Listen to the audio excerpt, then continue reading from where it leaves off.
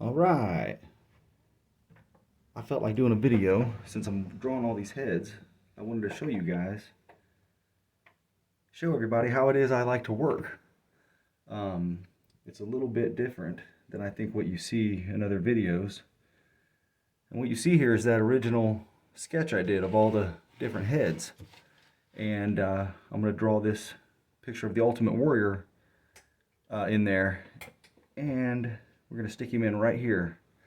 So I'll show you how I like to do this. Now, what I have is my light table turned on, and I'm going to lay my piece right over top, line it up with that spot underneath, and I'm going to kill this other light. And now, as you can see, I'm going to check the camera. Yeah, I can see straight through, and that original is still under there, obviously. Now, I'll just make a couple scratches on the paper so you can see. I can't even see the lines I'm making, okay? All I can really see is the image underneath because I'm using a 2H pencil that's really hard lead, and so a really light line. And I like to do this because it is really good practice, I feel, hitting all the points of the skull just right. And a lot of people start with the eyes. I like to start with the structure of the center of the mouth for the expression, because I know exactly where the eyes are going to be already, because I already thought that out before. So this is a fast way for me, and the only difference I have to make here is I've got to do a little bit more tilt. You know, his head's a little cocked, so I'm going to make sure to kind of tilt everything a little bit, raise this one eye up here, you know, at more of a slant. So I'm going to change my angles a little bit compared to underneath, but other than that, I can pretty much rely on the little sketch underneath. So I'm just going to start laying it in, and I just go around my indication for the nose. And this way, you know, this is an easier one because his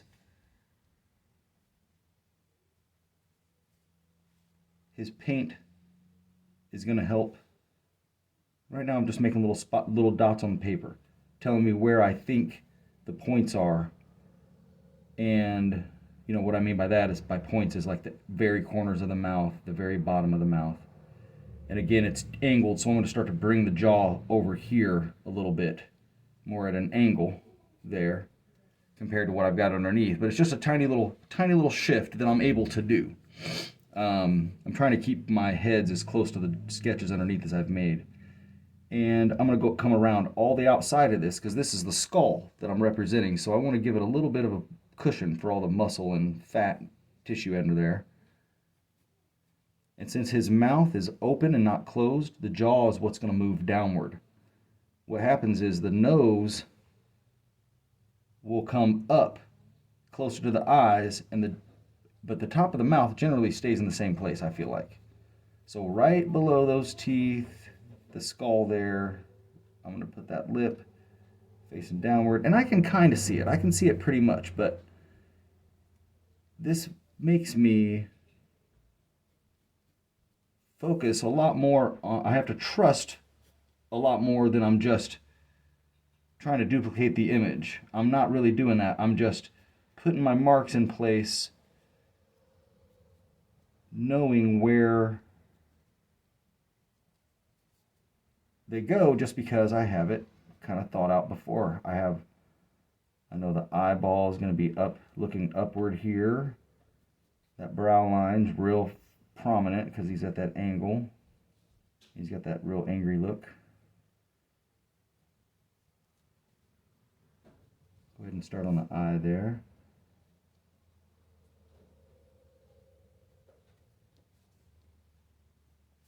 And I just start to blend out or start to add to or take away where I think things need to be moved. And it's a little bit difficult when I have the camera for an audience because I overthink things a little bit, but his mask is shaped right around his jaw, right around his cheeks. And he's got that I can just draw his mask. I don't have to draw his musculature. The face muscles are all being defined by this mask he's got painted on. It's coming right around.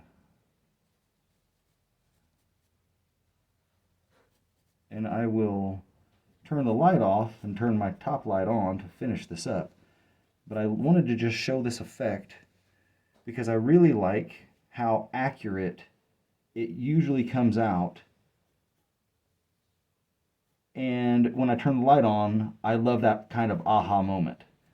And that's why I wanted to show you this is how I like to work, because you see that I'm just following the shape of the skull underneath, you know. And again, here's his eyes. It's going to wrap around. There's the ear. You can see perfectly underneath. I already see where his ear goes. I just know that it's kind of high up because of the way the angle is. It's above the eye. It's all going to be covered in hair. But I like to show a little ear anyway, even if it's all covered in hair in my picture, just because it gives a real, gives more indication of a skull and everything like that, and, an actual human being. Let's see. Sometimes you can leave some details in, change some things. So now his hair is coming way out here. He's got this fucking 80s glam rock do. So I'm just going to throw that in by just trying to draw individual strands of hair. He's got a real muscular neck, a little bunch of anger going on in that neck there. We won't go all the way down to we're going to keep the same as everybody else, just to the collar line. Draw some hair, big indication of where his crazy ass hair is going to go. And now I can get into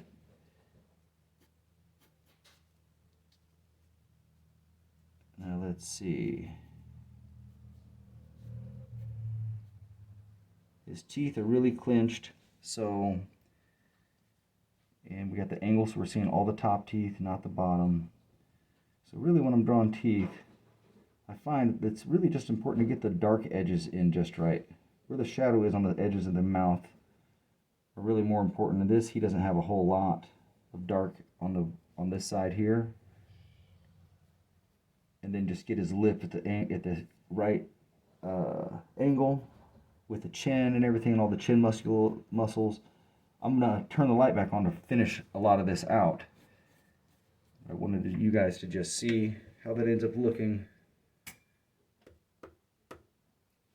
And there it is. Kind of crazy. Kind of overdid it a little bit, I think, because I was talking. But a lot of the lines you see there are actually his mask.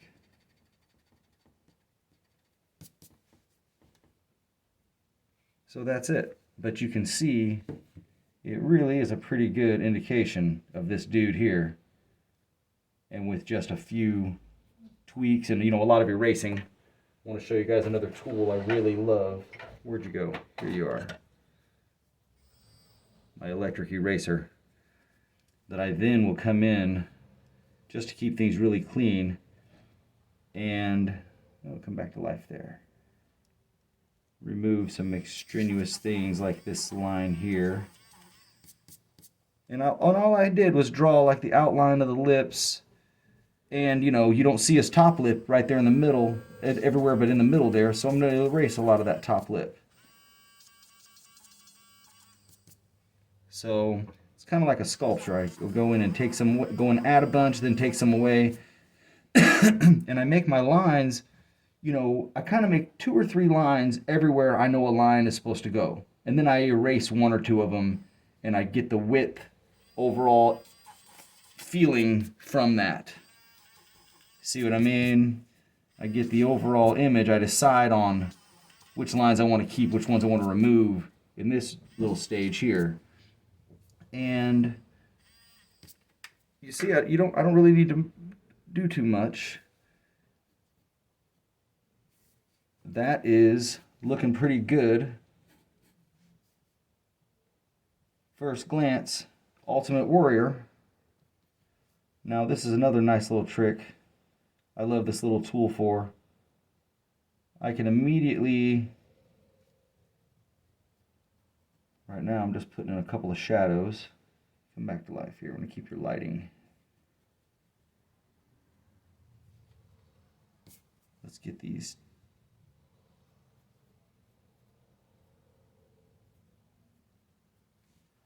You can see his teeth. They're huge. And there are little indications of the shadows beneath of the other lower teeth. I do want to try to put a couple of those in without overdoing it. This phone keeps going dead. But yeah, I'll go ahead and start putting in the jawline, shadowing in what I think I can get away with not cleaning up with the eraser and everything. I'm making these quick because I also like to work that way. I like to work fast and a little bit, you know, without perfectionism. Try to be a little bit more expressive when I draw, even though I am just doing quick drafts of photos I'm looking at. It's a real way of harnessing a couple different skills, I think, with drawing and the eye. You know, when I'm trusting my skeleton structure, it really programs that thinking into my drawing. When I can draw a skull ahead without that, but I enjoy doing it this way because I'm often pretty happy with the result, even when I can't even see what I'm drawing. And that is letting me know that my eye is actually translating what I'm looking at pretty accurately. I'm not going to render this all out, but I'm happy with where that's at. I don't want to turn that. Got to make sure his neck muscles get in here in the right angle.